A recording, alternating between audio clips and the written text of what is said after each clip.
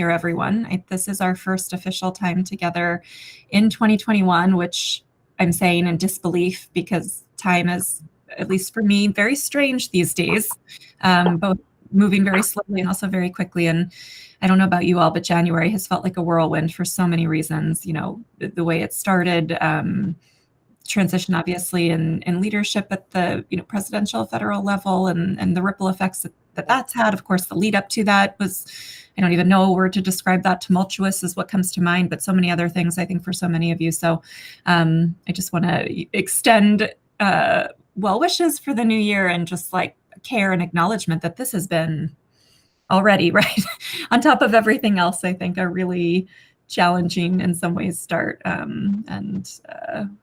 I know we're bringing lots of different feelings and energy into these conversations, but just really appreciate you all for being here. So I think I'm looking on my screen to see if I see Nicole. I think we have, I'm looking at our list, and I think we have quorum, which means we should move forward. And I think the first order of business, by the way, the agenda is, Nicole, I think, posted our agenda in the chat box. So if you don't have access to it, you can pull it up there. I guess before jumping in, I will say the first item on the agenda is for us to review and approve the minutes from last meeting, which was December 16th, which we'll do in a moment. But then quickly just wanted to have everyone eyeball the agenda and see if folks have any big questions or proposed amendments to how we plan to spend the time before we dive in.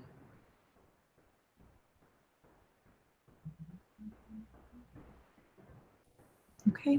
I just have a question of how breakout sessions are to be handled.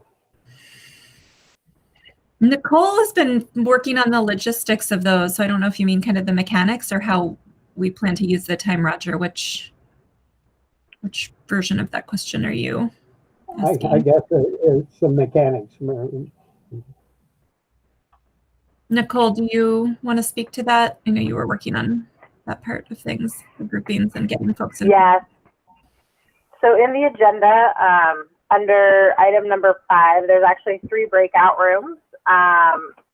There's also information on the small group, so what room you should be going into. So we will have you jump into those, and then we have the facilitators for each of those 3 meetings, or those breakout sessions. So as for what's happening in them, I think Sarah's probably best to speak to that part of it. But the mechanics is that once you identify what group you're in, you will actually click the link. You will exit this meeting and click the link for the group that you're supposed to be in. So they'll take you to another Google Meet where you will meet as a small group. And then there's also a link back here to the large group on the agenda as well. So then you can actually, when you guys are done, click that link and pop back into this meeting as well.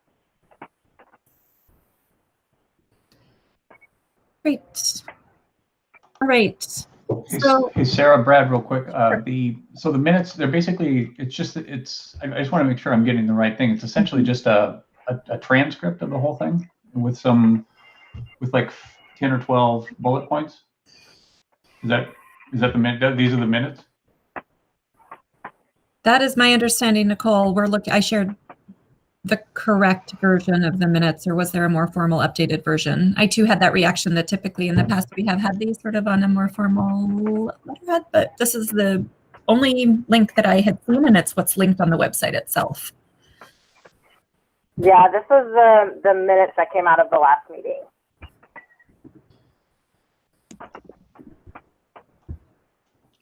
Okay.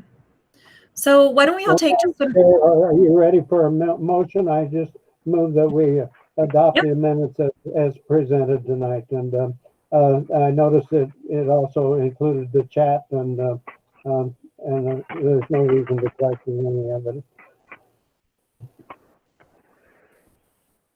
Yep. So you beat me to it. I was going to invite a motion to approve the minutes, which I think, Roger, you just offered.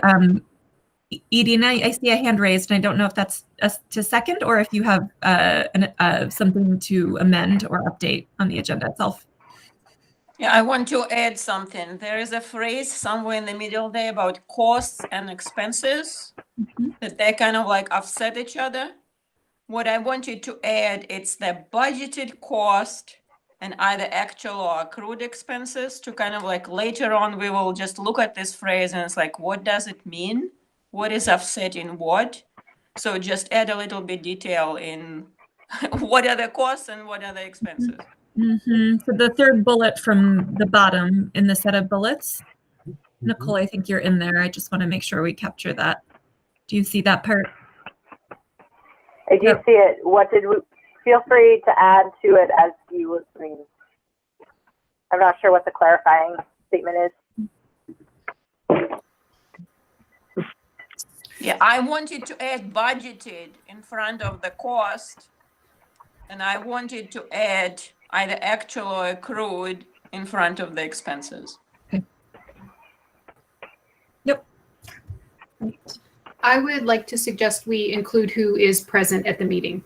Yep. Noted. I concur in that, and typically in the past has been included. So I would love to see that moving forward. In fact, I think we've had specifically CBRC members present, CBRC members not present, and PPS staff in attendance, as well as any board members, including Director Moore in this case. So I think that would be helpful to have as well. Was it, did we, at that meeting, and I missed most of it, did the previous minutes get passed? I don't see that in the, as I'm reading through this. I haven't seen it before, so I'm trying to read through it fast. I don't see where the previous, doesn't look like the November opening minutes were approved or dealt with. At least it's not recorded. I don't know. Yep. I think we should amend these to reflect that as well, if memory serves, which it doesn't always these days. So someone else should correct me if this is not the case. I believe we did go through a formal motion to approve the minutes and did indeed do so. Great. All right. Any other corrections or additions to these minutes before? Hey, it's Ilana. It wouldn't let me connect to the Google Meet, so I just called in, but I wanted to let you know I'm listening in. Okay, so glad you're Thank here. you. Good to have you. We can try and troubleshoot a little bit on the side. I'm not sure who on the PPS end is on and that can maybe able to help with tech.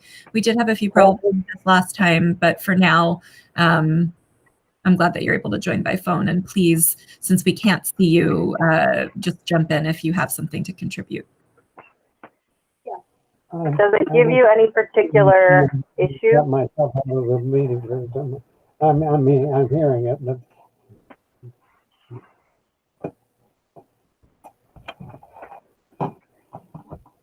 Okay.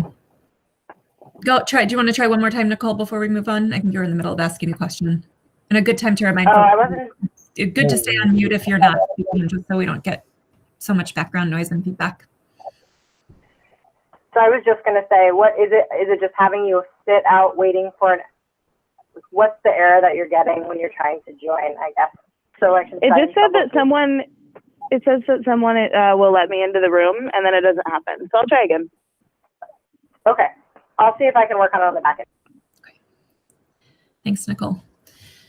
All right. So I'm going to try this one more time now that we have these amendments. Can I get a motion to approve the minutes?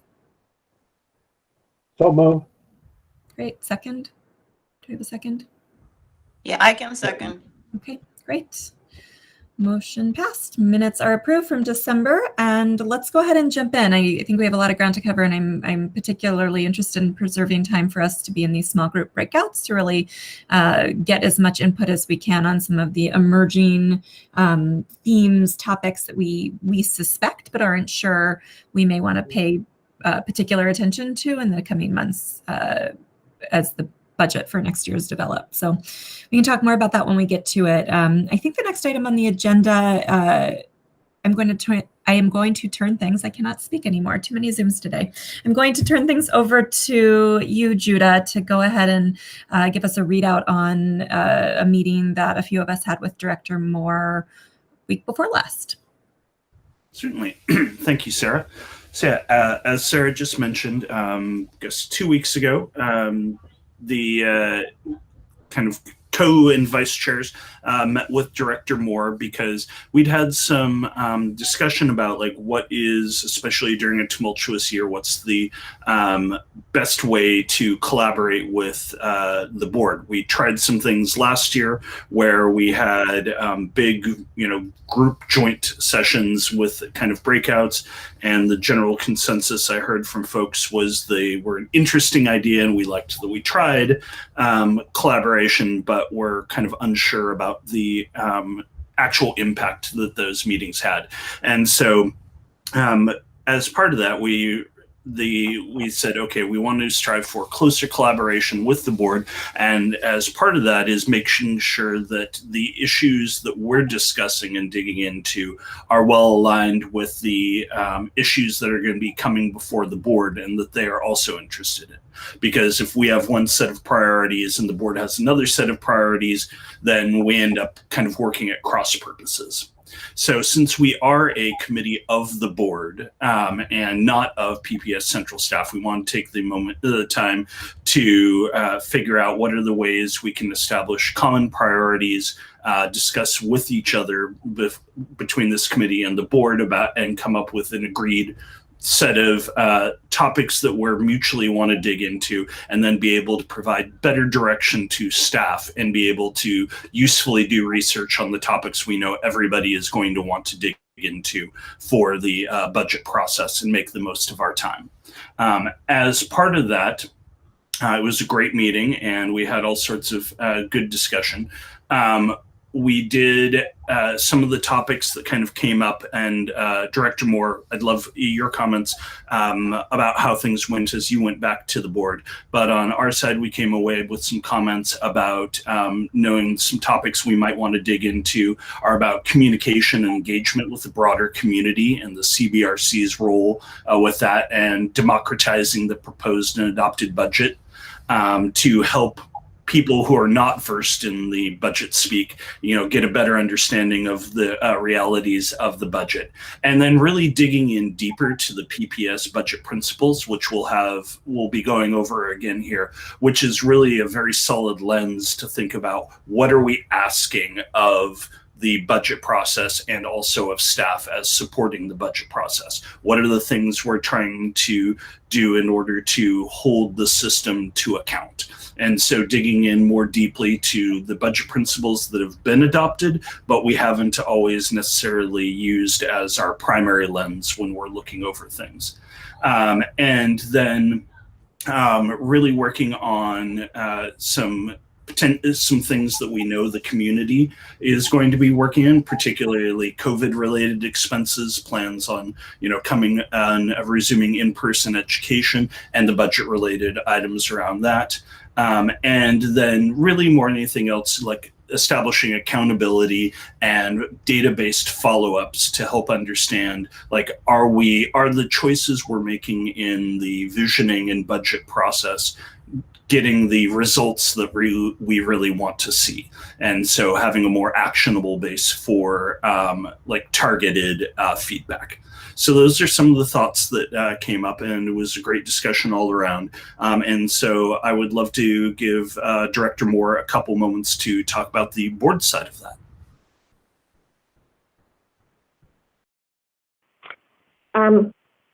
So sorry, this is my other cat who has suddenly decided to appear on Zoom. So sorry. So I have, I'm afraid I have failed in my task.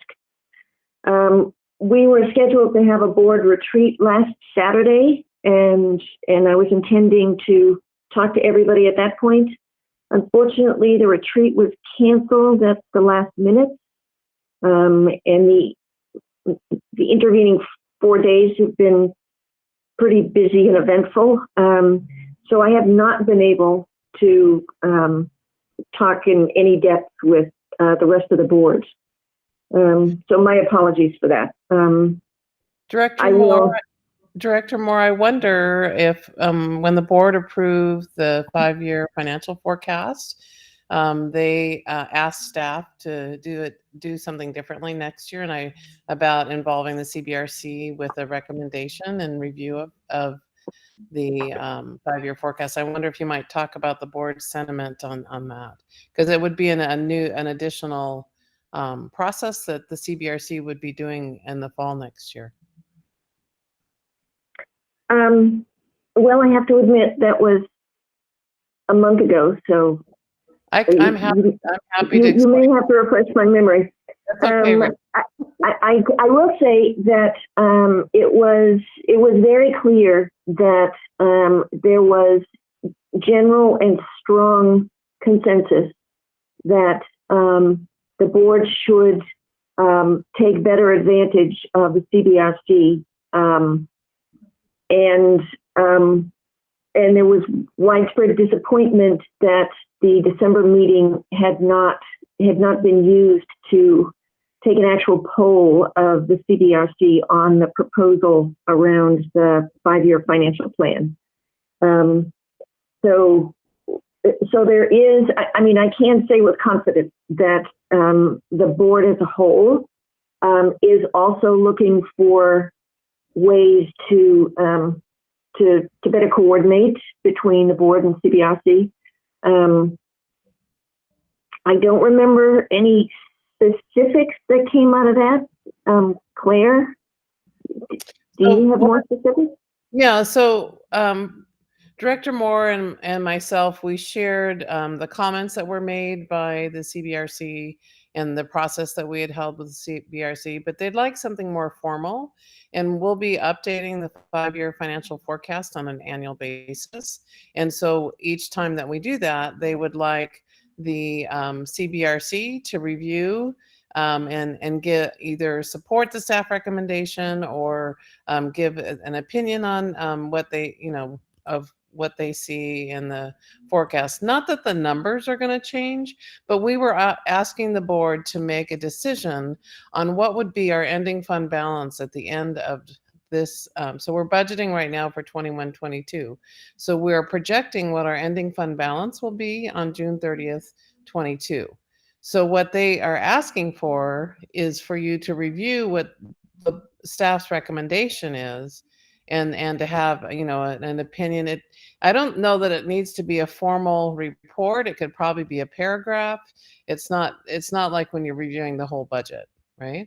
But it's really specifically about that report and having something more formalized coming from CBRC. And we can, would probably come up about November, probably your November meeting. It will be tight it has to be done in time by January 1, right? Where the board has adopted that or given that guidance to the staff about the fund balance. And so I'm trying to imagine that it'll depend on the timing of the CBRC meetings and the board meetings. What's tough is we have to wait till October 1 enrollment is, which is usually by the third week of October, we have a good idea of what our enrollment counts are. And we have to have that in place in order to make those projections. So it makes it a very tight timeline. And so it's either going to be November or December, and we're going to have to plan it around when the meetings fall. Mm-hmm. I think we can also proactively, potentially, if we know that this is now going to be something moving forward, that CBRC will want to, that you will want to bring before CBRC so that we can, issue some sort of recommendation, approval, or feedback to the board. I imagine we can plan the meetings, schedule the meetings around that too, right? I mean, we don't have like year over year, there's no magic to the dates that we pick traditionally. So I think if we know that moving forward, we can plan accordingly, in alignment with whatever the best, dates that make sense given your timeline are. Perfect. I appreciate you saying that. And I do think that is, and Roger, I think I see your hand in amidst the sea. So I'll call on you in just a second.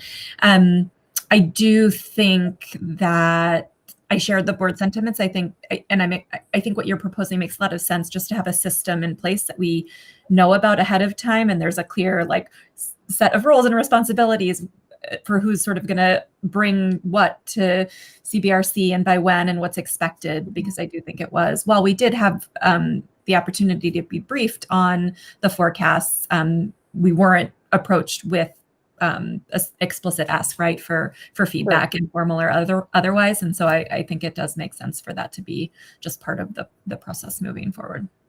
I appreciate that. Sounds great. Roger? I'm encouraged by what Claire has presented and Dr. Moore as well. I was going to say, in the years that I've been on the committee, the earliest we've had a meeting has been in August, and we've had many years where we didn't get really underway until December or January. If indeed we're to make cogent comment soon after the attendance statistics are in October,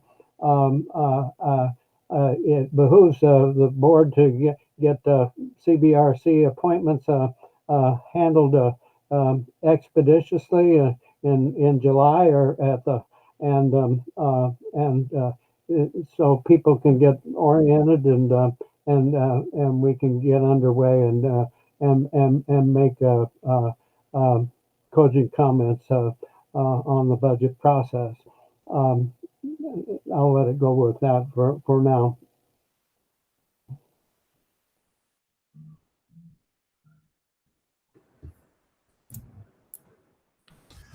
So thank you. I think that's a very good point about the expeditiousness of appointing the committee. One of the things, so that's one topic we certainly talked about to kind of expand on what Claire said. A topic of discussion was when there are going to be budget-related resolutions coming before the board, having it be a general practice that we bring it before the CBRC to be able to provide input and discussion, and essentially like our role as an advisory capacity to the board on those resolutions before they get to the board, and give the board time to adequately digest the responses, which we know are kind of, that's going to make for some time crunches now and then, but making that a more general principle of how we organize and collaborate made a lot of sense to everybody. And I'm assuming the rest of the board is likely to be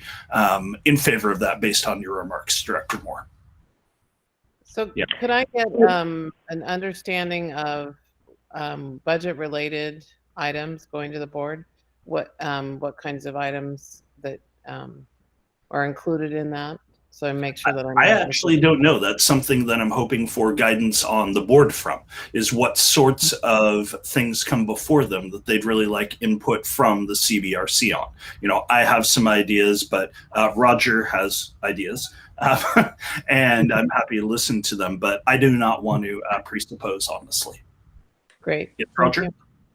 I was just going to comment, historically, board members often lament, why aren't we more intimately involved in the budget process? And my answer has always been, as you adopt policies throughout the year, you are literally giving instruction to your superintendent as to how to construct the budget.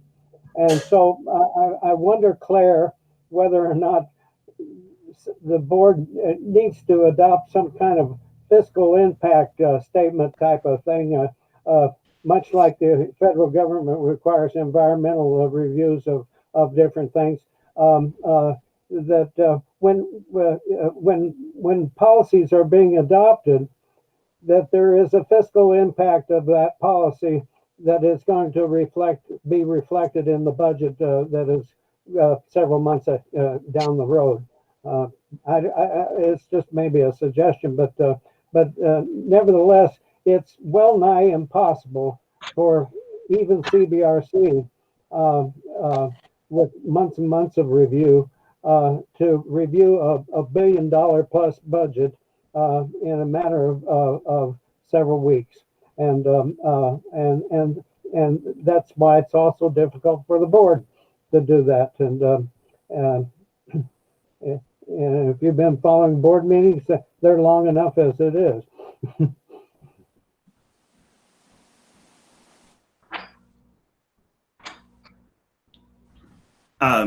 Claire, is there anything in particular you wanted to respond to that, or shall we just put it in the hopper for future discussion? I'm just trying to hear, and I see Irina has a hand up as well. I wanted to Yes, hear I was going to call on Irina next. I just didn't want to butt in before you had a chance to respond.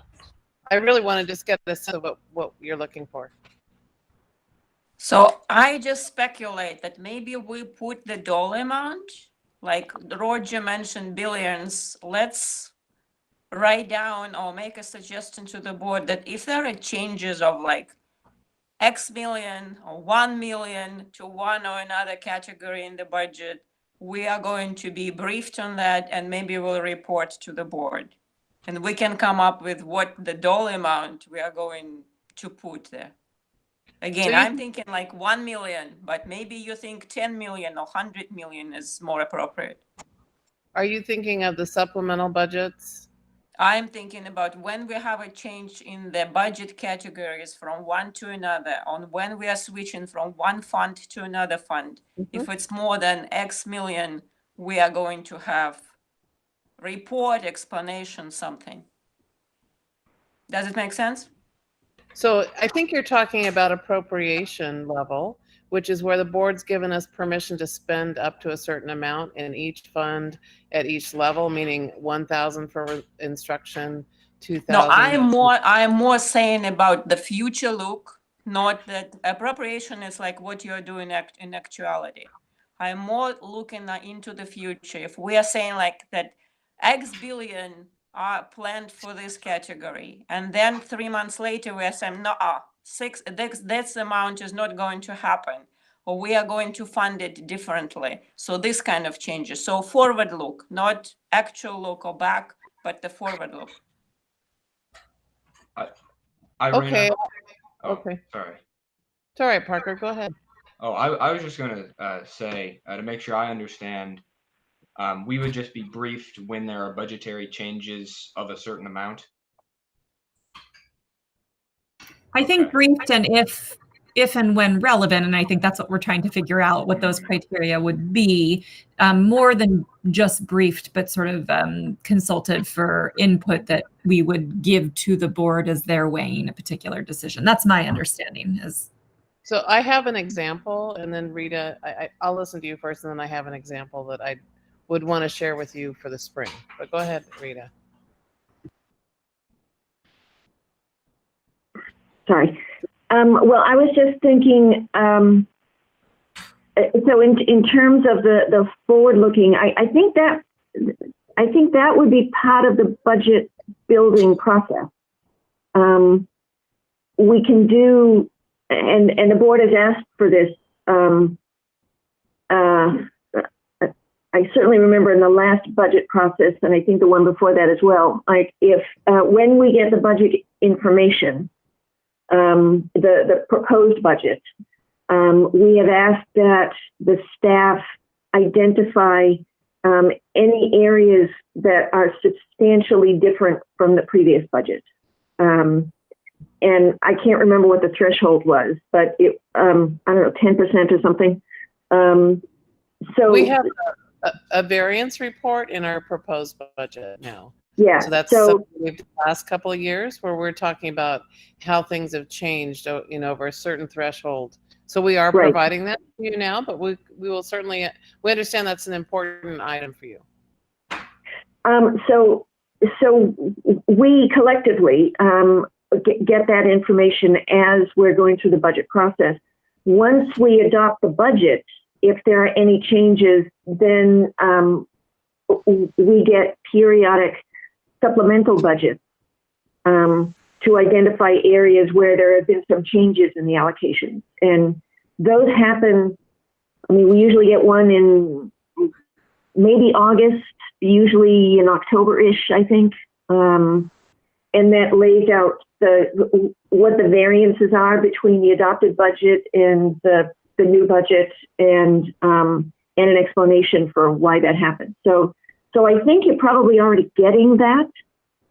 The other thing I was going to say was in response to Roger, I think it's worth remembering that roughly 80% probably slightly more than 80% of the budget is people. And the bulk of that is school staffing.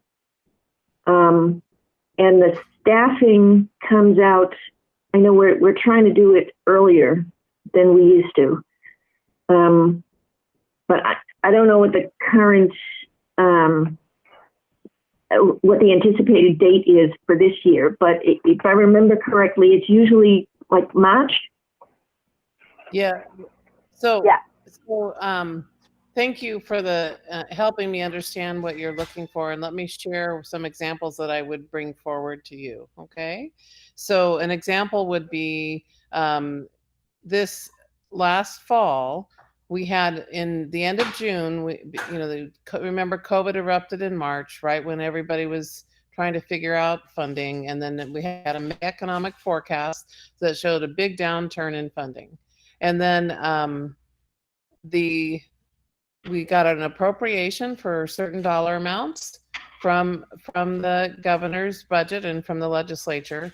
And then the governor called a special session, right? And that came after July 1, after the year started. So we did do a supplemental budget. We brought it to the board in September, is what I'm remembering, because the special legislative session changed our funding levels. So that would be an example of when I'd want to, and we did have a communication with the CBRC as we were doing that, right? So that would be an example of when I'd want to make sure that you were aware that there were changes. Something that's going to happen this spring, as you know, we sold a large amount of bonds after our election in November and December. We sold bonds. We also did some refunding of prior bonds, and refunding is like refinancing your house where you get a lower interest rate. Because we refunded bonds, we now need a supplemental budget for our debt service, which is where we pay the money back for the bonds. It's just like you pay your mortgage at home. We need to do a supplemental budget because we were not sure if the refunding would go through or not. It all depends on the bond market and the interest rates involved. And we were able to put it through, but we need to modify our debt service fund appropriation in the spring to match up to that refunding that occurred. So we will be making an appropriation change there, and we can certainly bring that to you and show you the numbers of what changed and why we need that supplemental budget. So that's another example of when I'd want to share that with the CBRC. So I just want to do a quick time check. We've got about 3 minutes left in the time that we have allocated for this. So I certainly have more things I can say, but I wanted to open up to folks that have not spoken so far and to get feedback from people. Obviously, we'll dive more into this in our breakout sessions about what sorts of things we want to prioritize. So discussion on ideas about how we want to questions we want to ask of staff and board about how we want to work together.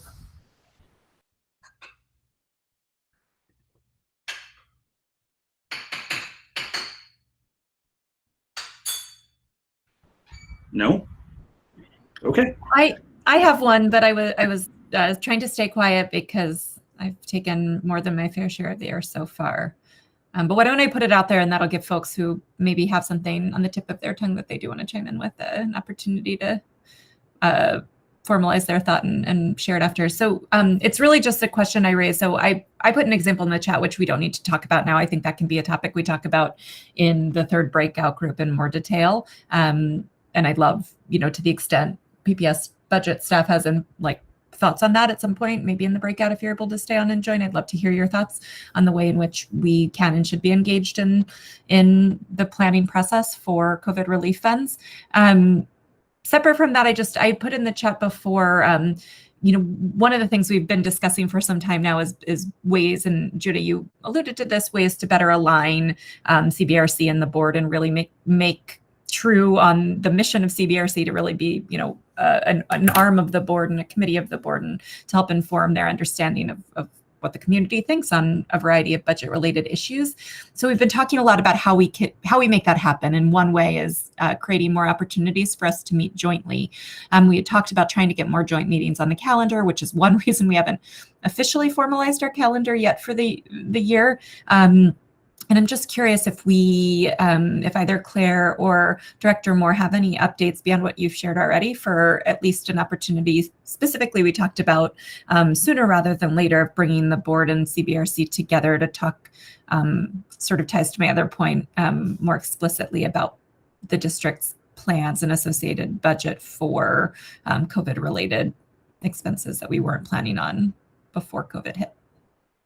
That was a long wind up. Just wondering if you have any plans in place or anything to share yet.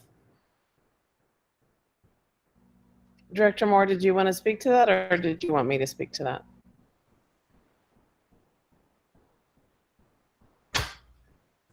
Okay. You go ahead. Just to be clear, it looks like I'm unmuted all the time. I'm actually on my phone. So. Okay. Thank you. So in terms of federal stimulus, we received some funds that came in the immediate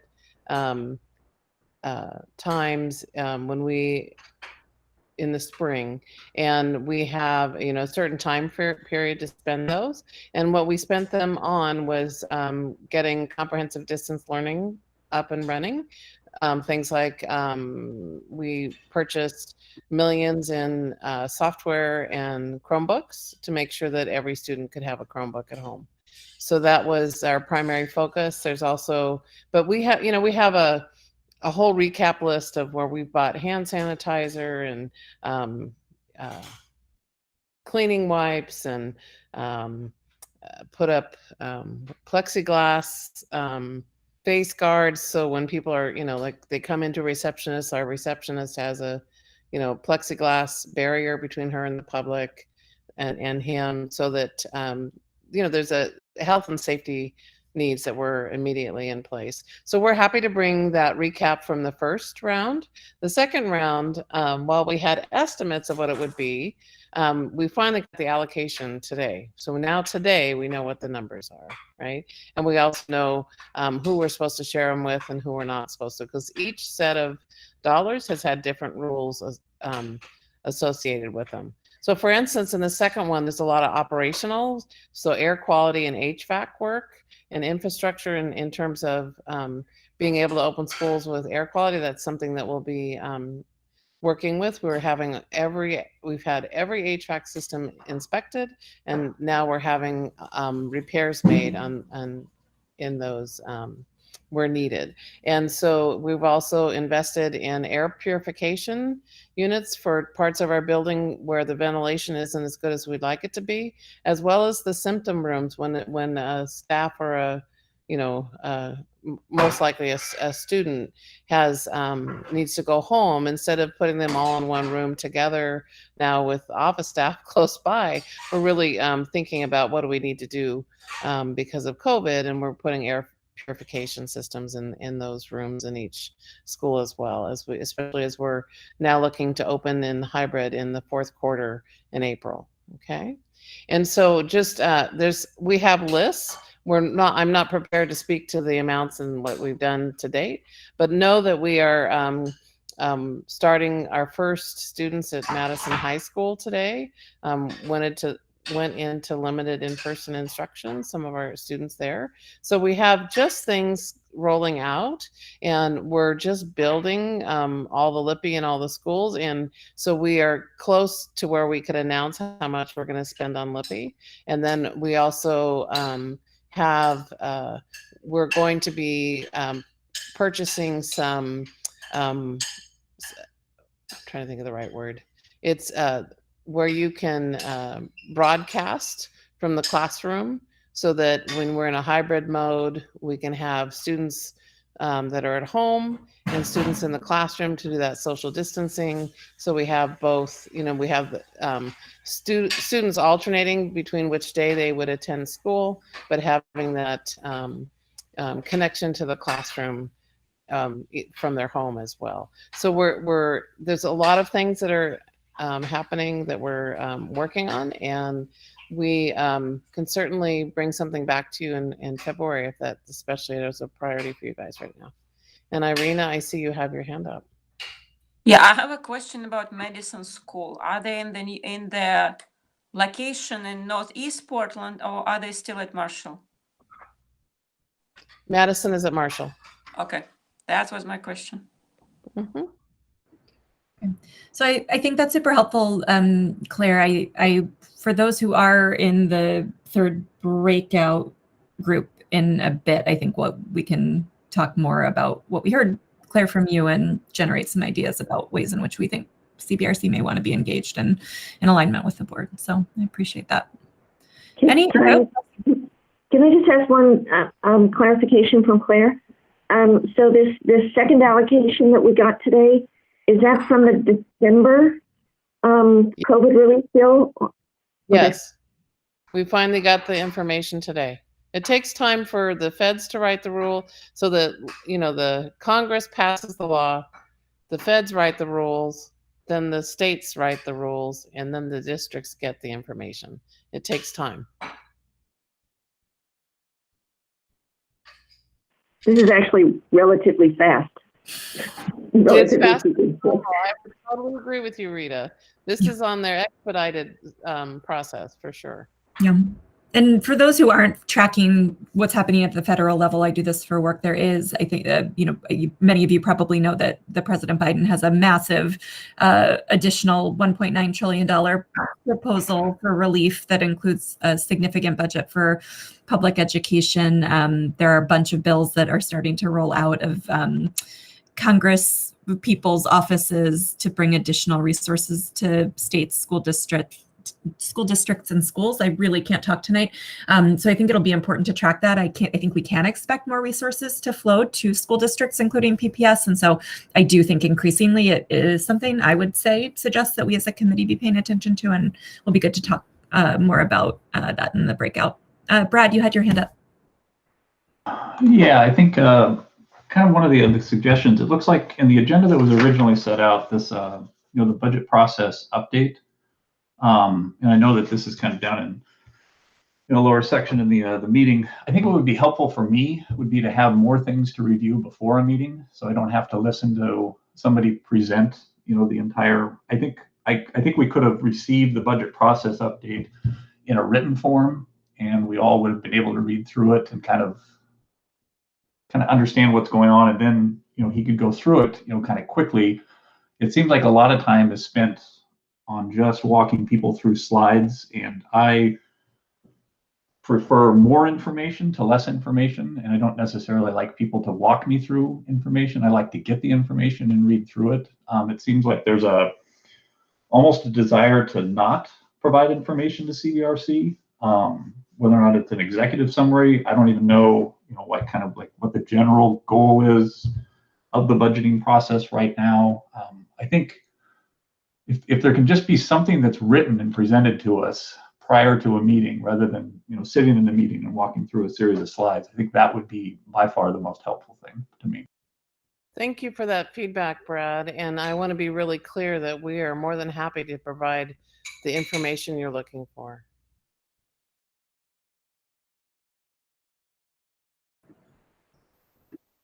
I just might also point out that the board meets regularly, and at the risk of being a nerd, you can learn a lot by sitting through those long meetings, and a lot of which you're asking for is presented at those meetings, and maybe they just need to be. CBRC needs to be included on those board materials, I guess. Yeah, I would say I don't expect the CBRC to watch every board meeting. I think that there needs to be a formalized process that staff is getting the information to CBRC. I do not need more 3-hour meetings. So I think that needs to be something that we should not expect people to be sitting through those board meetings. There has got to be a way to get an executive summary to get it out to us and kind of just describe what are your intentions, what's your overall goal, just a one pager. That's all I'm really looking for. I don't have anything like that right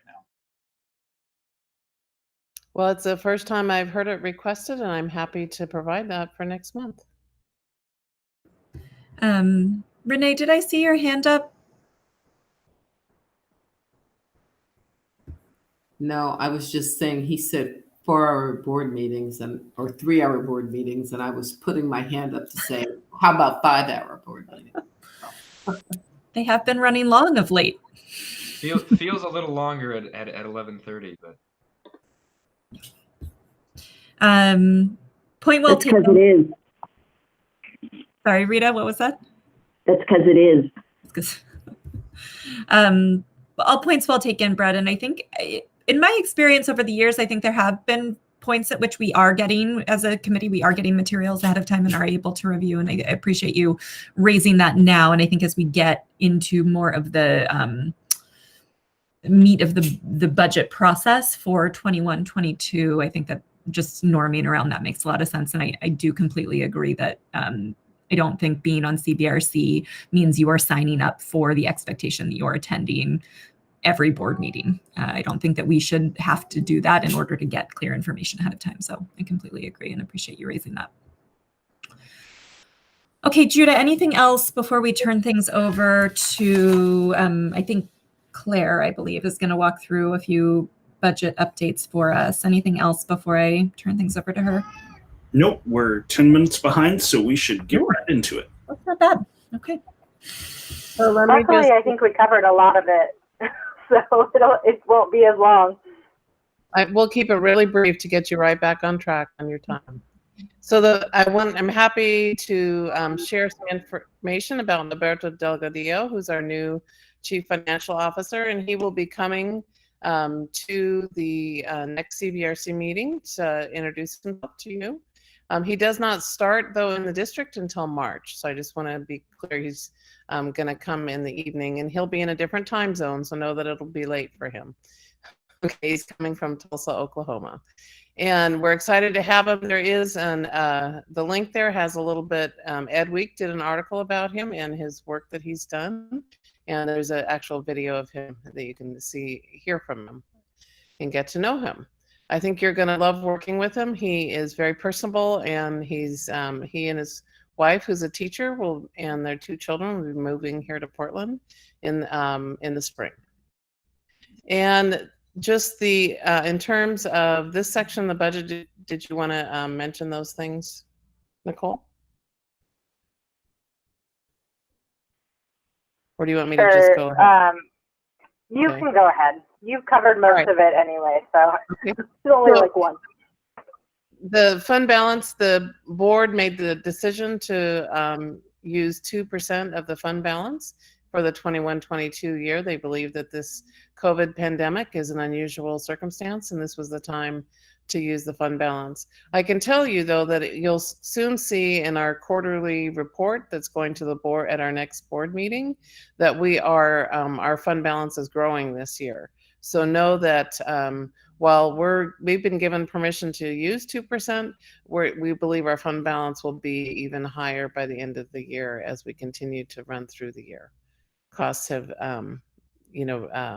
there's certain costs that we just don't have to spend in a pandemic, like transportation, for instance.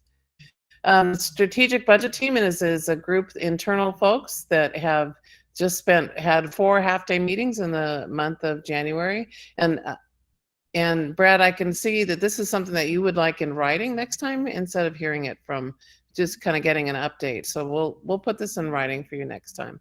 But we just finished our work this week, and now they're submitted a proposal to the superintendent, and the superintendent will be reviewing that, as well as aligning it to our final components of our strategic plan. You will be hearing more from Prospect Studio, who did our visioning process with us, that they will be creating the strategic plan, working with community, getting input on the graduate portrait and the educator essentials components of the strategic plan.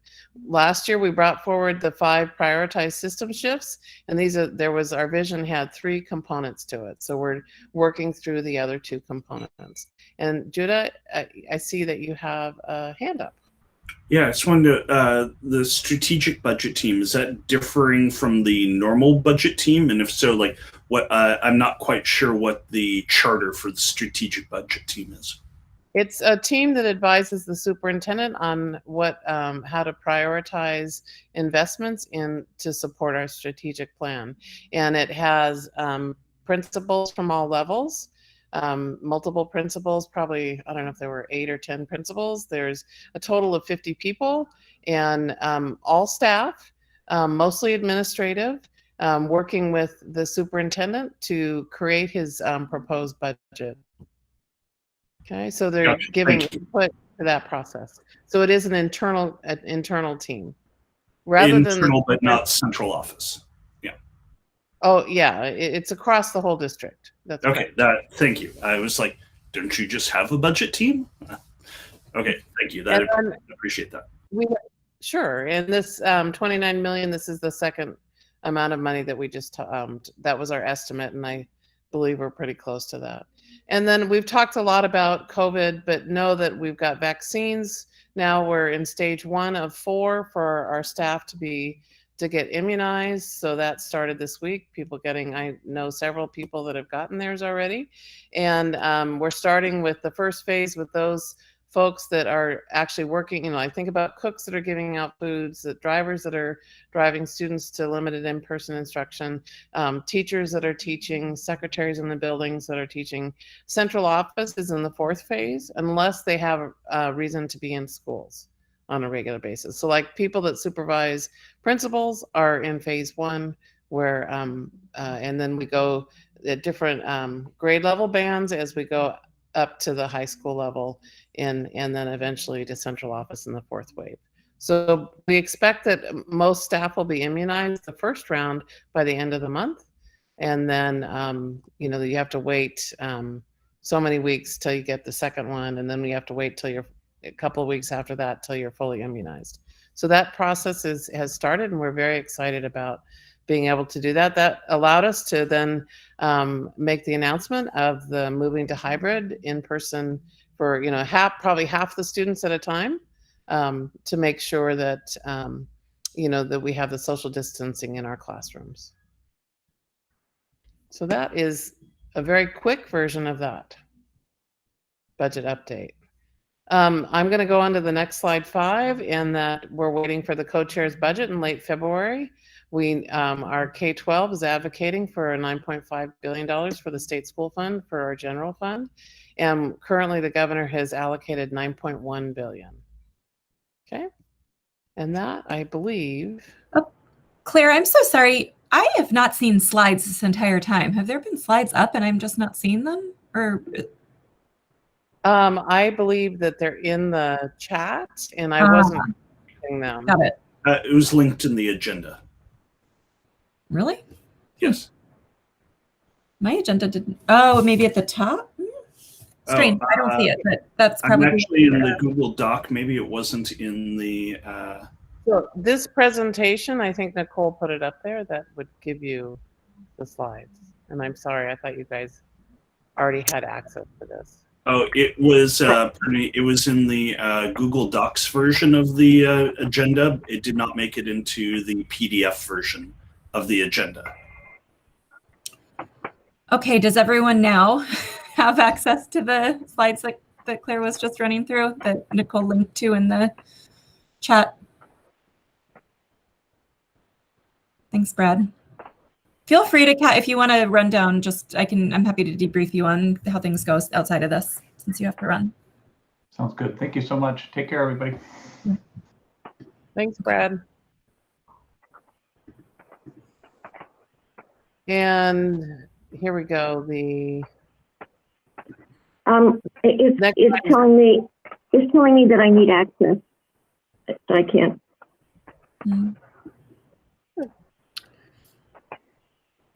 Okay. I can get it later. It's okay. Okay. It looks Sorry, like Rita, you're not special enough. You're not a committee member, so. Well, except that Leisha's chiming in to say that she also is having trouble accessing it. So we do want to make sure that all our committee members, at the very least, access it. Rita, I'm totally I am taking this personally. I just gave you access, Rita. And I did too. yeah. Thank you. Right. And do you have Leisha Pogge's email address, Nicole? Okay. Well, this makes so much more sense now. I was wondering, Judah, what times you were even working off of when you were saying we're 2 minutes behind or ahead or whatever it was. I was looking at a version that had no timing in it, so I was thinking that you had some magical. I apologize. Yeah, much more sense. I was just currently I'm working on a slightly more detailed and different version of the agenda than everyone else. Great. Not on purpose. It was just the one I clicked on in my email. Your internal clock isn't just a step above everybody else's. No, I assure you not. Though I did actually have good sleep last night, so maybe that's like getting me on top of things for once. So I want you to note that I ended on time. But I'm also available for questions. Okay. Yeah, before we move on, I do want to give folks a chance, especially if you're just now looking at some of the data points that Claire was speaking to. Would love to welcome any questions, either questions or things that you want to make sure we follow up on, or that Claire and Nicole come prepared to speak to next. I want to make sure that Roger now has access to the slides. I got access to them. I clicked on Great. the link put in the chat and looked at them briefly, but I found your oral presentation satisfactory too. Thank you. Thank you.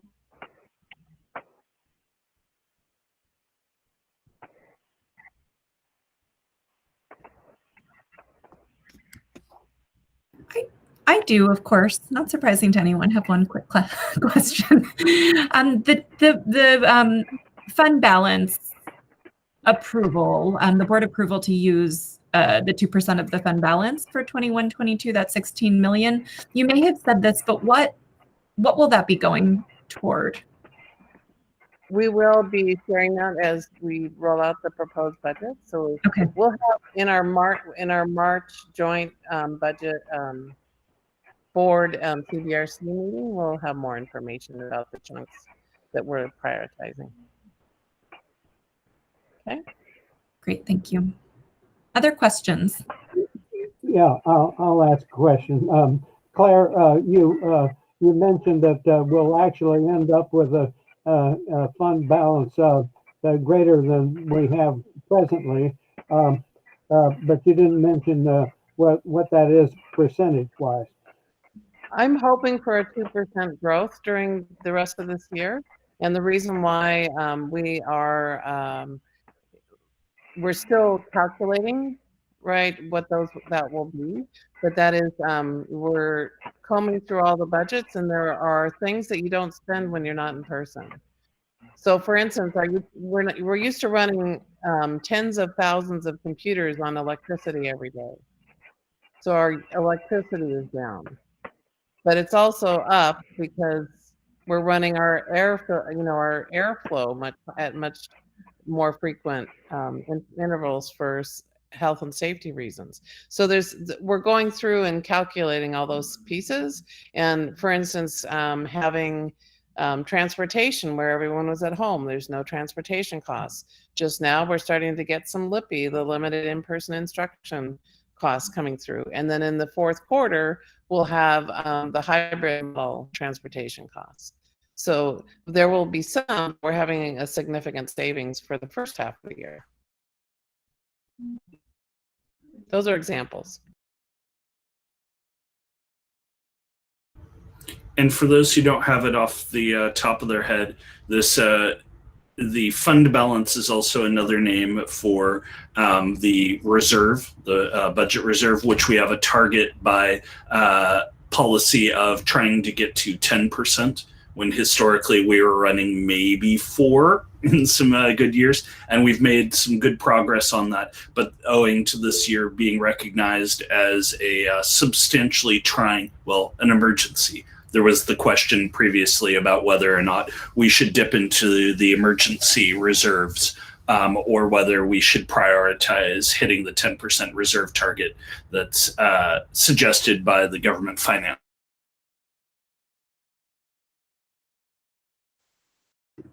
I think Judah might have frozen right at the end of that. Yeah. Do you guys want to? Do you guys want to hear what the kind of substance of the board debate was on the issue? I'm looking around for. Does that give a thumbs up if that would be helpful, folks? Okay. Yeah, I think that would be great. Rita, I was going to say time check. We should be moving into the next item, but I think let's take a couple minutes to talk about this. I think that the budget principles part can be, I think we can keep it really short. I just have a couple of things to say and mostly want to get people's eyes and awareness on it. So why don't you take a few minutes now before we dive into that? And I'll try to keep it short because I think it's a little self-evident. So we ended up with, I forget what the scenario number was, 3, I think, where we had 4 different scenarios. One of them was spending, 1% every year for the next 5 years. One was spending, 1% the first year. I can't remember all the details, but anyway, it was different levels of spending over the course of, annually for 5 years. Where we ended up was spending, so we started off with an assumption that we were working with a 9% fund balance.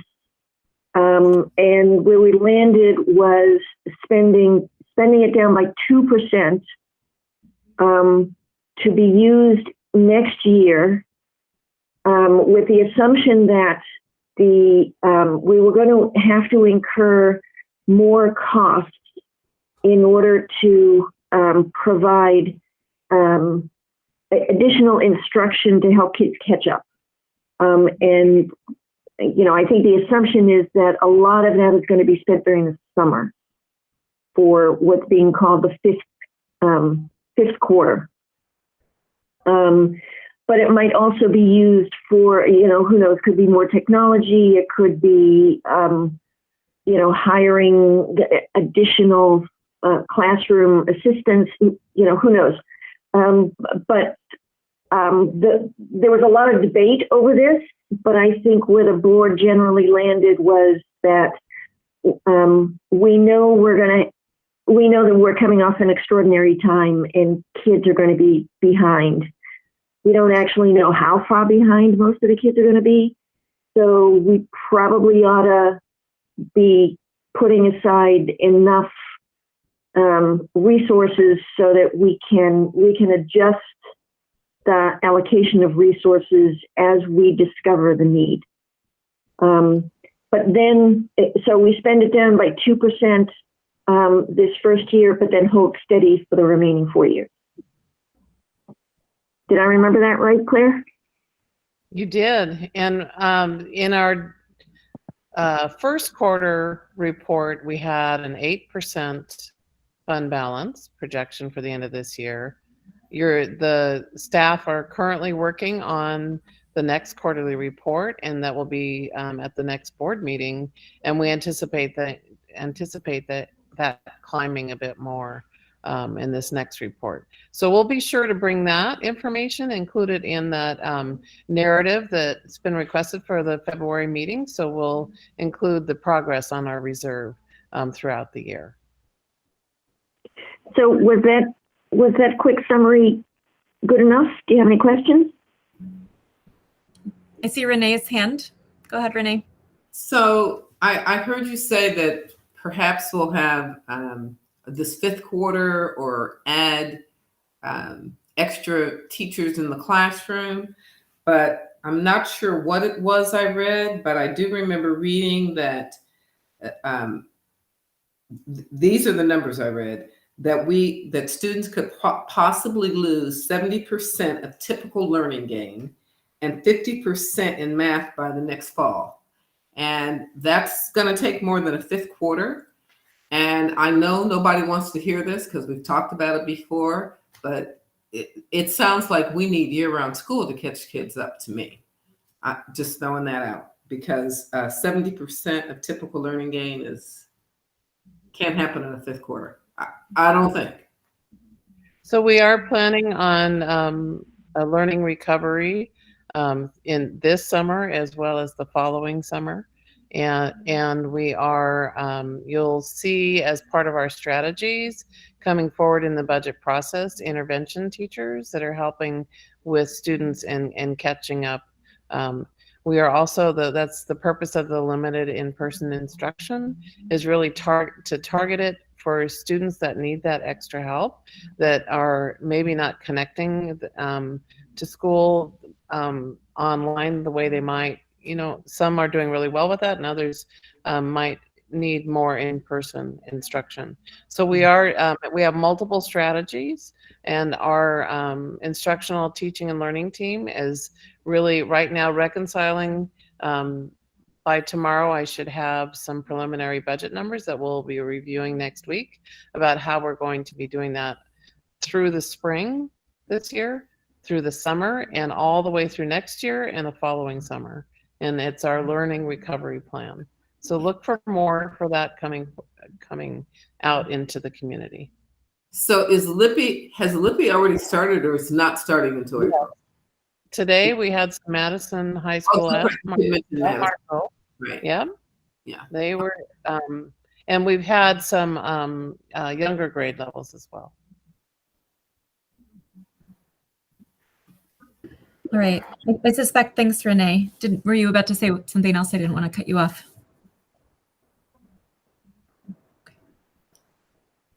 Okay.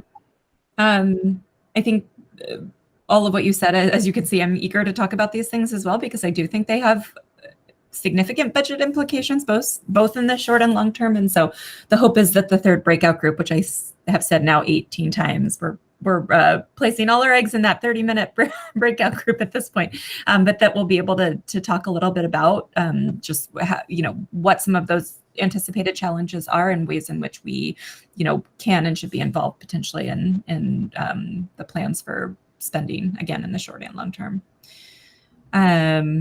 Okay, other final questions before we advance the agenda. Lisa put a question in the chat now, but I'm not sure, Claire, if you're the best one to address this or someone else draw your attention to it.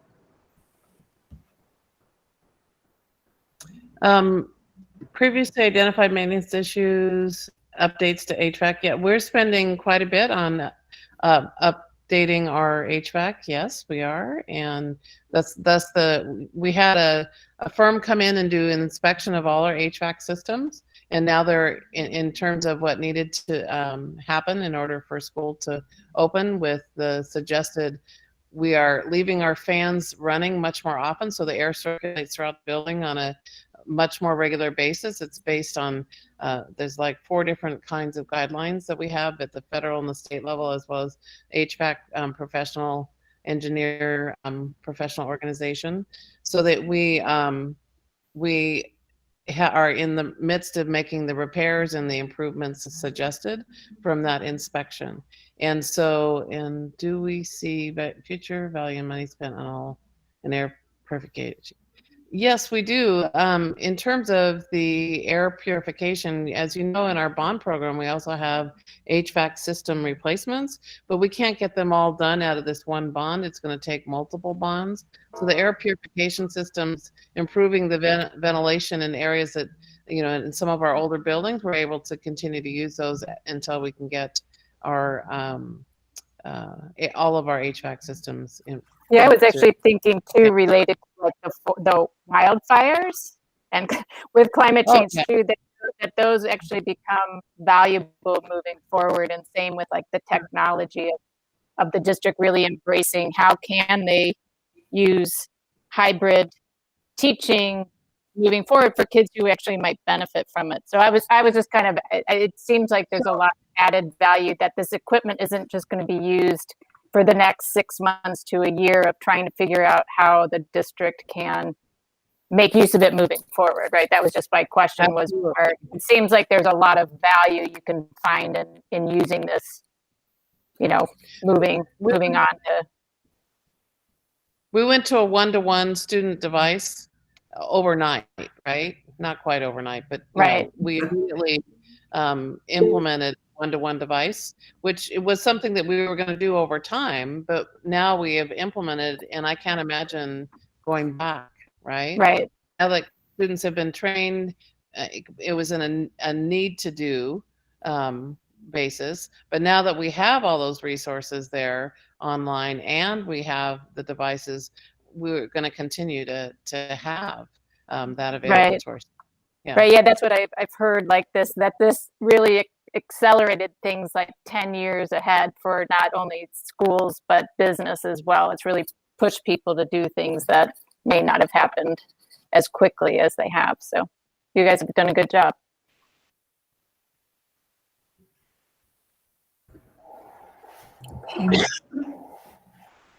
Okay. If I'm not seeing any further questions for now, I think I'm going to move us forward into the next part of the agenda because I do want to make sure we preserve a decent amount of time to get into small groups and hear from as many folks as possible. Renee, did you have a quick question before I do that? Okay, I saw your hand. I think your hand may be up for some reason or another. Maybe just wanted to say hi. Okay. Quickly, I'm not going to spend more than 2 minutes on this, given where we are timing wise. I think we're right at the 7:15 is when we were hoping to get into breakout groups. As we move into these groups, which Lisa, I see your question, Nicole, I think will help us share those groups and move us into them in just a minute. They're, I think, embedded into this Google Doc that we now know not everyone had access to. So hang on tight for a second. I have like 12 Google Docs up in front of me at this point. I'm drowning in Google Docs and Zooms and Google Meets. We wanted to just take a second, and Director Moore, I think, gave a good push on this when we met a couple weeks ago. Because so many of us are new in particular to the committee, to just remind ourselves and of the grounding of a lot of what we do on CBRC in the budget principles that were adopted by the board, I believe, in 2016. And so if you scroll up, I did link to 7:04. I included a link, I think it was in your agenda as well, to the set of adopted budget principles. And so if you are able to pull those up, I would encourage you to do so. Like I said, I'm not going to spend time talking about those now, given where we are in the agenda. But I do think it's important, if you haven't already, as a committee member, to take a few minutes to review these. And I think moving forward, one thing that Director Moore expressed to us when we met, and I think really resonated with me, is that we may want to consider a more firm grounding in our review and an advisement on the budget moving forward in these principles, and perhaps in tandem with the racial equity, social justice principles that we've been working with, that PPS also adopted. We may want to consider employing these principles and using them as a lens for our work as well. And as you can see, I think none of these will come as a huge surprise. They're pretty straightforward. Things like decisions about how we're spending money should be driven by data.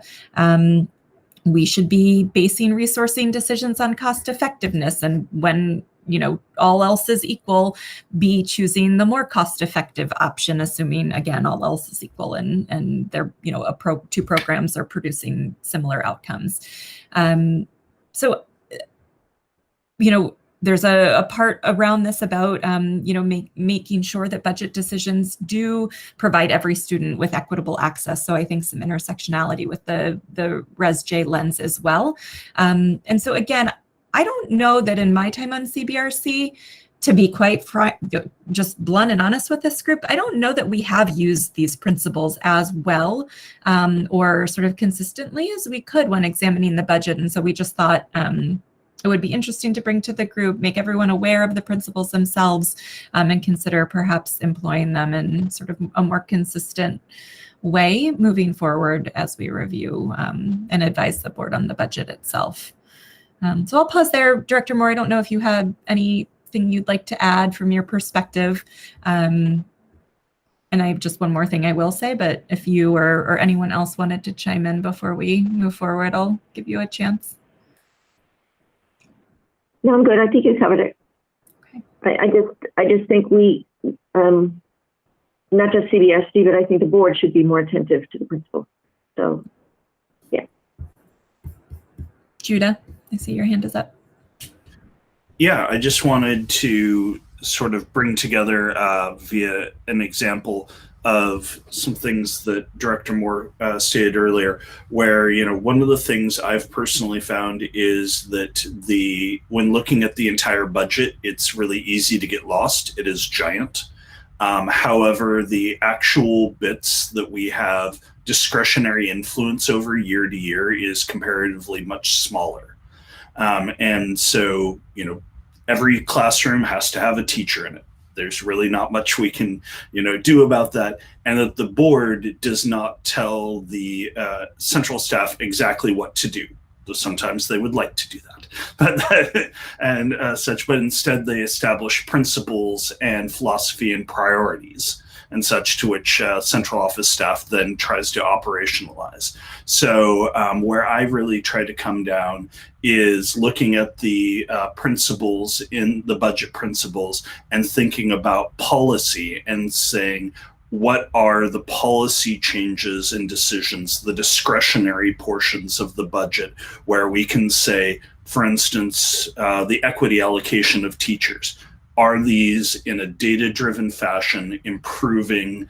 Are they being applied with the Res-J lens? Are they seeing the outcomes that we want to see in, say, 3rd to 5th grade reading priorities, which was called out, you know, by the board, things of that nature. And so trying to apply that kind of lens and restricting ourselves to saying, what are the areas where we can make a significant difference via understand by coming at it from a philosophical place and holding ourselves accountable to how we're spending those discretionary money. That, to my mind, is the way we can make the greatest, most efficient impact.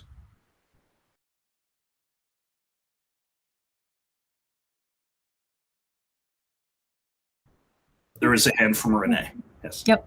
I was just slow to my mute button. Go ahead, Renee. So when in the principles that you read, it said that we should support decisions with data. And I read the recommendation from 2021. And in that recommendation, it talked about supporting the retention and recruitment of teachers of color. Is there data? Like, I would love to see the number of teachers of color for the past 3 years. Is that available to us? We can certainly bring that to you at our next meeting. That would be wonderful. Thank you. It's a great segue in a way to the breakout groups, because one of those breakout groups, number 2, is sort of focused around budget, like sort of once the budget's adopted, follow-up, accountability, what role CBRC should be playing, and sort of not just forward-looking, but also ensuring that once a budget's established and money is spent, to what extent was it spent in the way it was intended, and an extension of that is what impact is it having, right? So the point that you raised around just, you know, this is a priority. We've allocated resources toward, you know, to diversifying the educator workforce in this way.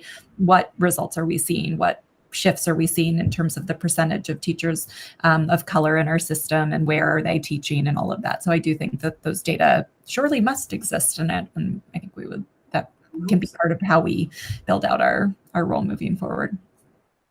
Thank you. Okay, last point for me. I wanted to raise this. There was a hand from Marina, I believe. Oh, I'm sorry. Thank you.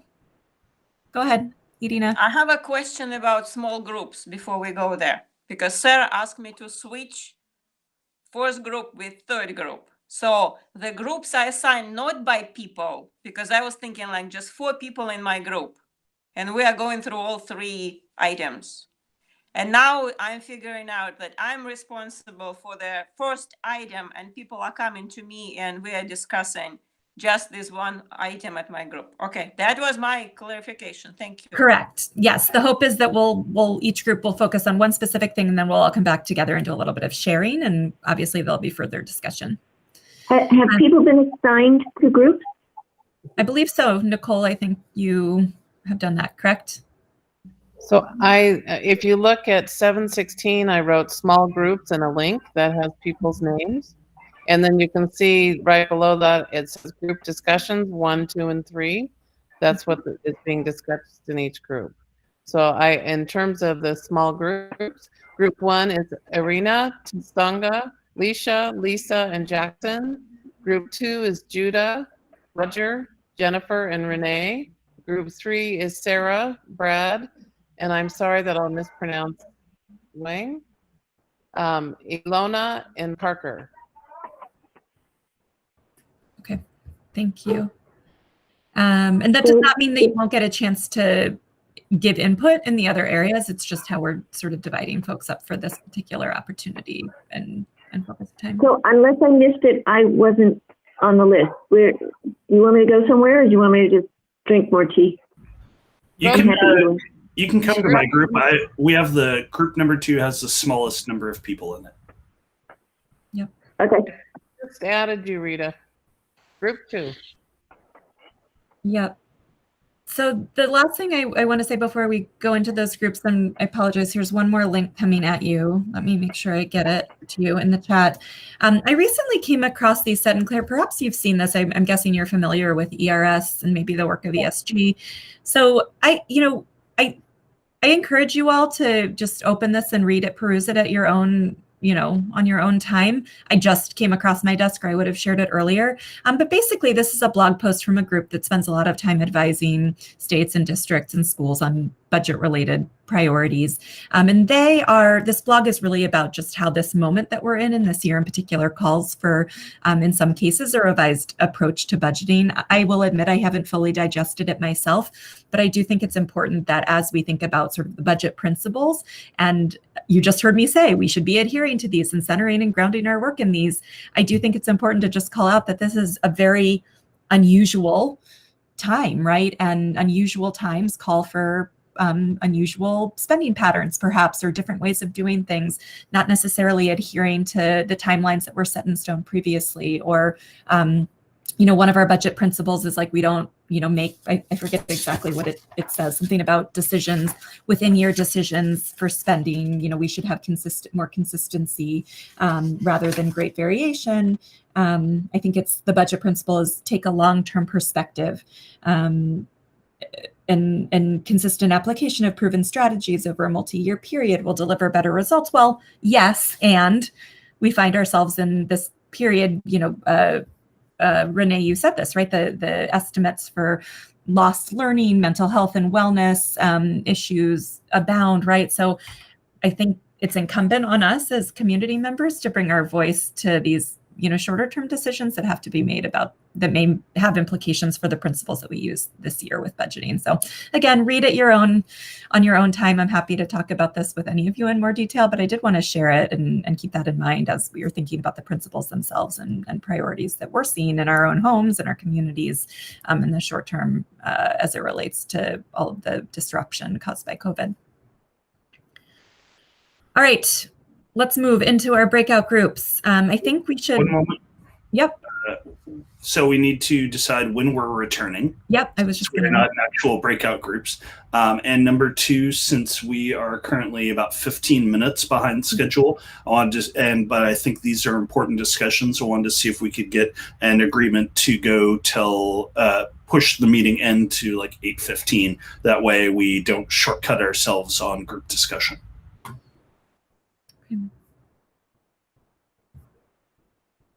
How do you want to get that agreement, Judah? Thumbs? Show up thumbs. People are also just welcome to ditch at 8, but I don't want to cut voices off. Okay. Okay. Great. Then in terms of timing check, Judah, I'm looking at you. What do you think? Should we do at 7:30? Should we do 25 minutes and then come back? We did 30 minutes before, and we had 15 minutes left for the last bits, because I do think that the debrief is important. Okay. So we hear from each of the groups. So if we return at like 8 o'clock and use the last 15 minutes for debrief, would be my proposal. Okay.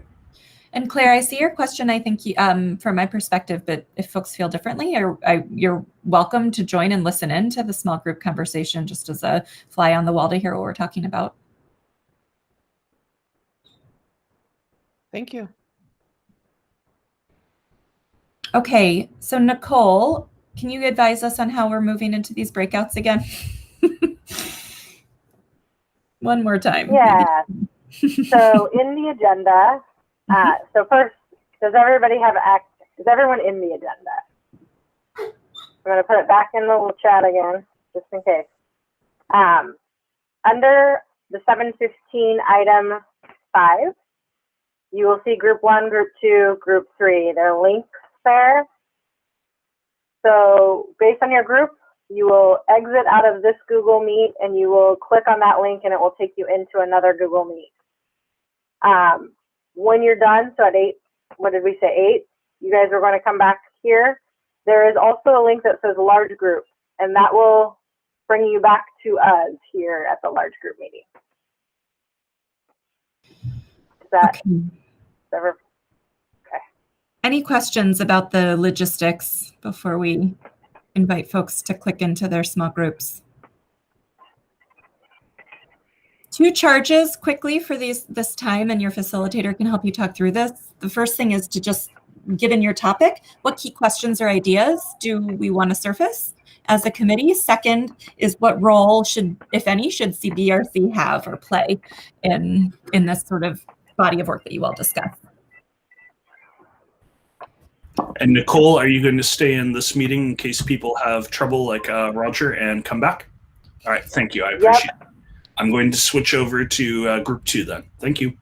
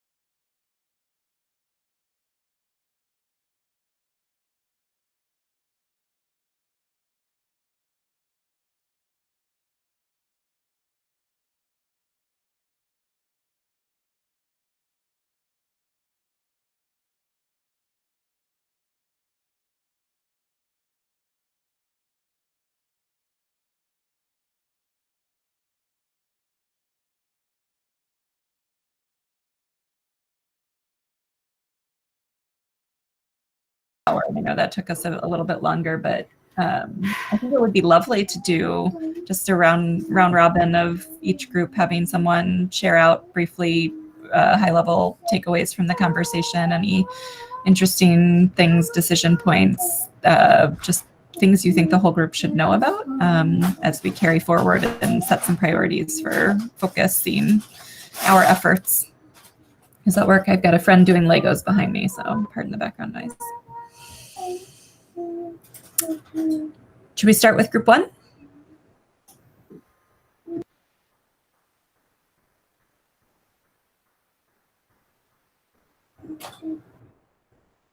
Irina, did you all come up with a volunteer to do a report out in your group?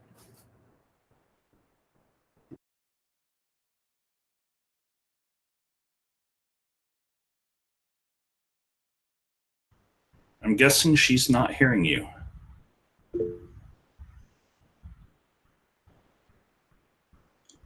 She may have this tab muted. Oh. Irina, can you hear us?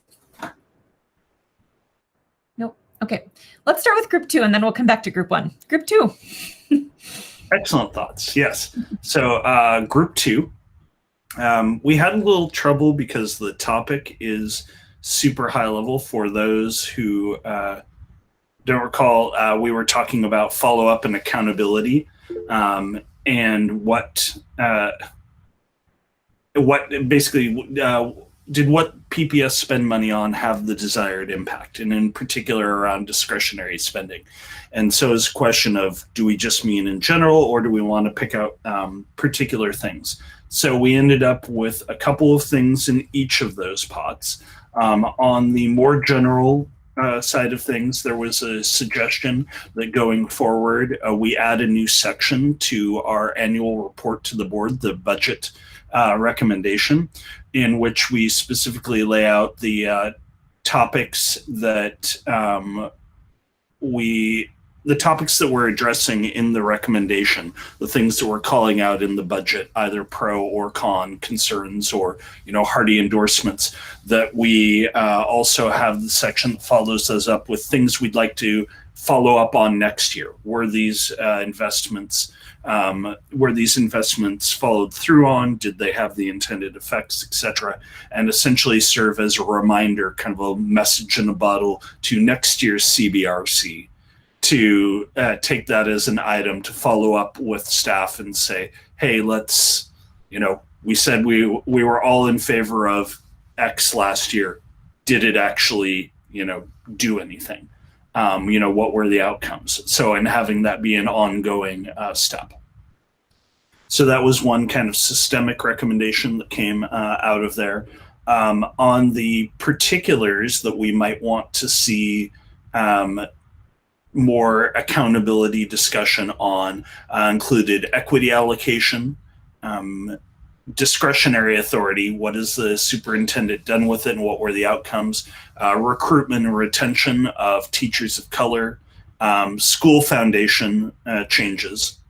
And then one that kind of we recognize is not so much of a big thing this year because of COVID challenges, but in non-COVID times, digging into board goals like, say, third grade reading achievement and understanding what approaches were tried, whether they were successful, and whether we should change or double down on them. So, any other things from group two members that I didn't capture or you'd like to expand on or clarify? You had thumbs up from Jennifer. And I think, oh yeah, I see a Roger hand going, crawling out of the sea like a kraken. So I think we're good then. Great. Did you all capture those notes somewhere where? Renee just raised her hand and she was in group two. I missed Renee. Mm-hmm. Oh, she was giving a thumbs up via the hand raised function. Okay. Double thumbs up. You knocked it out of the park. All right. Raise the roof. Wow. Now it's past 8. We all need to go to bed. Once the roof is being raised, I don't know. I think we gotta adjourn. Okay, let's go to group 3, and then we'll come back to group 1. We'll go around. So Parker is going to start our report out. Okay. Again, if I forget anything or don't make myself very clear, because I have a tendency to sort of ramble, Sarah, please fill in. But I believe we discussed sort of where, not specifically where we would like the money to go. We didn't discuss that in our breakout, but how we can make sure that the community feels heard in addressing the budgetary needs. And putting an emphasis on that, and putting an emphasis on making sure the CBRC is also a part of that. Being mindful that we are not the school board, but that we are, a budgetary body, and we feel it's of the utmost importance that it's not necessarily just us being heard, but the community. I don't know. I think my mind has also gone a little mashed potatoes, even if it is only 8 o'clock. So Sarah, if you have anything to fill in, or Ilana, who is also in the group.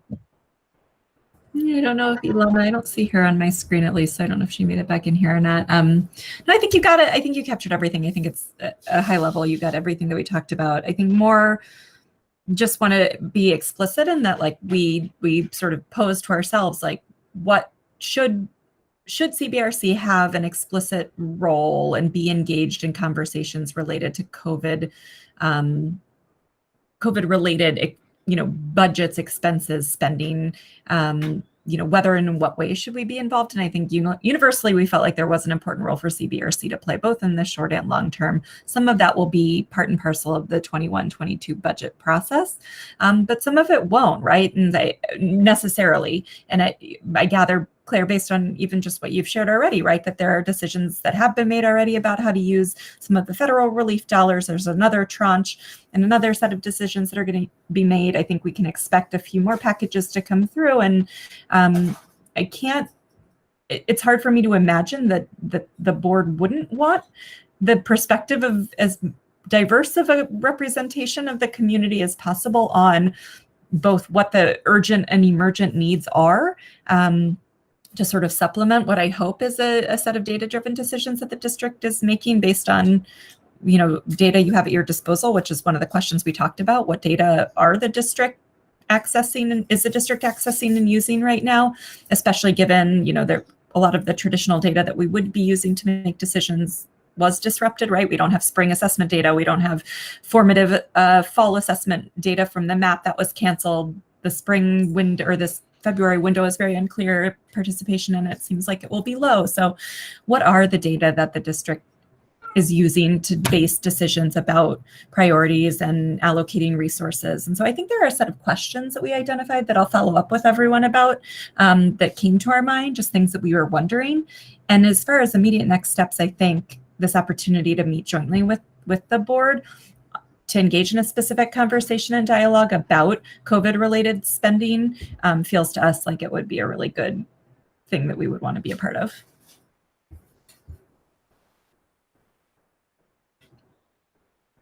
Okay.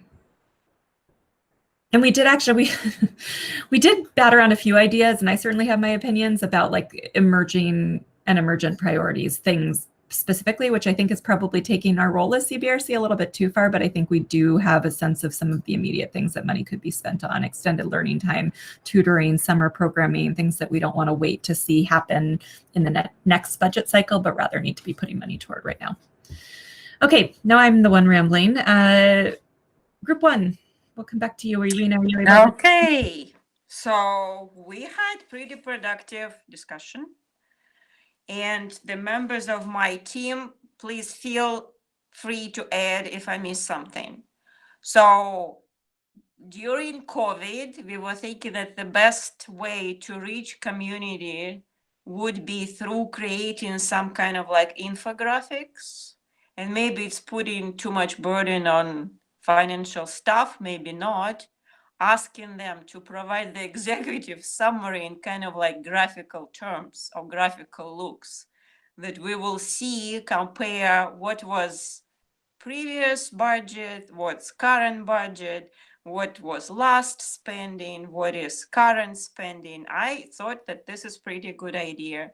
Then Lisha suggested that we can kind of like ask community what they think worked before in the budgeting process, like when the impact on schools, they were happy with the financing of, I know we're never happy with the financing of the schools, but when the situation was workable or doable, and when was some progress that we kind of like can capitalize on it and continue into the future.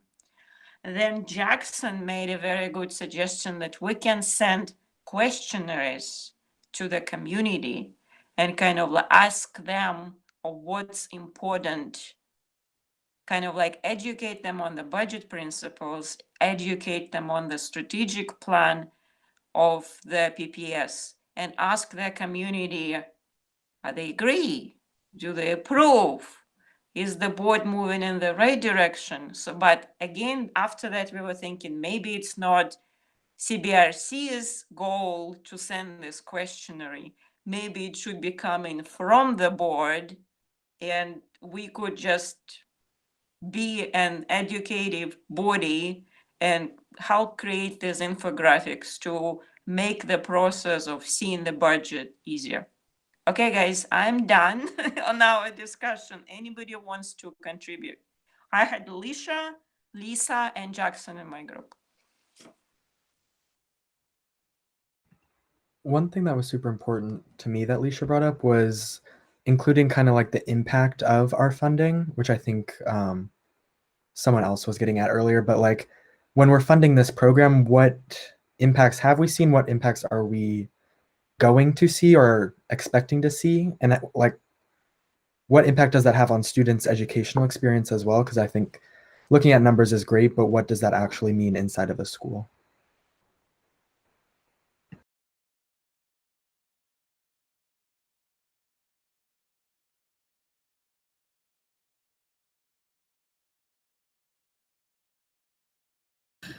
Okay.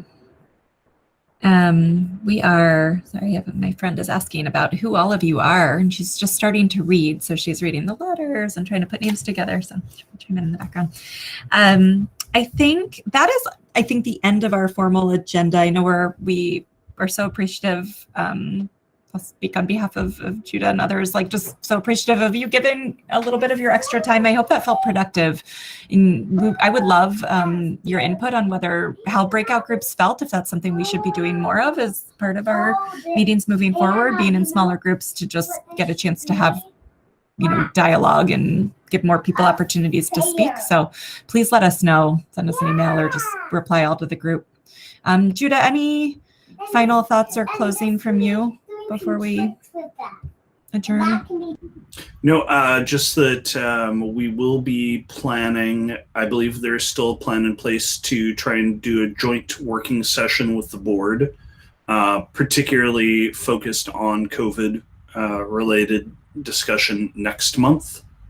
I do not believe that date has been set yet. But it sounds like, new plans are in motion. So earlier probably better, and so we'll try to get information to folks as soon as possible and help set that agenda. But yeah, Roger? Well, in the chat of the minutes that we approved earlier, there were two meeting dates, one of February 11th and March 9th. Are those I put them on my calendar, but that doesn't mean they can't be changed. But that's are we still thinking along those lines? As far as I know, but I've not tracked on the board side of things, so I cannot speak to that.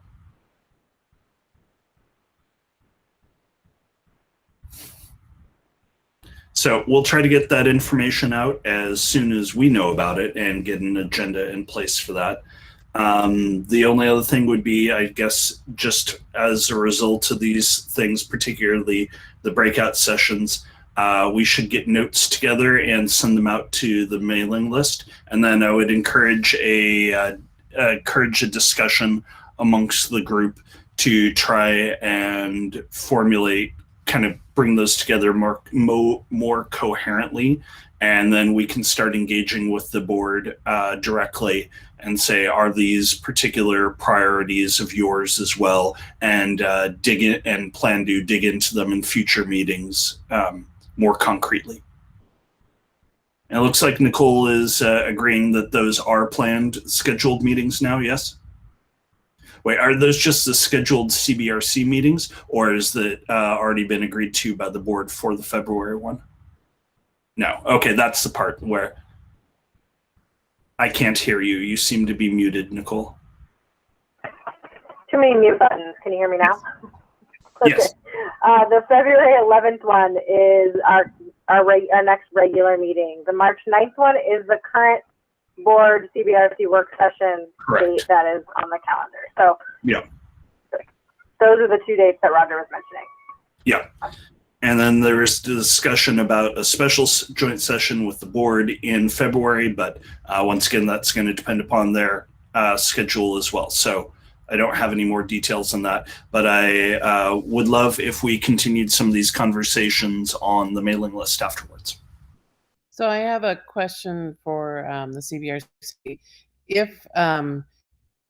If you would, if we can't get the board to have a joint session in February, would you prefer to get the COVID information in your February meeting, and then, or would you prefer to wait till the March joint meeting and have both the, the kind of, it's a beginning of understanding of the 21-22 budget, as well as, do you want COVID expenses as part of that work session, so it's a joint conversation? Based off of the discussion we had with Director Moore, I would say having that information be part of our February meeting would be preferable, because by March we're really going to be digging into the budget proper, and so having a month with that information and the evolving recommendations and plans, I think will set us up much better and give us a more manageable remit for the March meeting.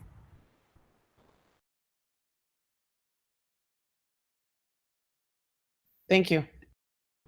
Thank you. It's an excellent question. So that's it for me, Sarah. Same. Unless we want a song and dance by my children, which I'm guessing no one does. I'm not sure I do. I think that's it. I think we're formally adjourned. We'll follow up with minutes for review, as well as include the notes from the breakout groups. And I did mean what I said earlier. Please let us know how you felt about the breakout groups, if that's something you'd like to see more of in future meetings, just so we can, create agendas that reflect your input and feel good to you all. Okay. All right. Thank you, guys. Good night, everyone.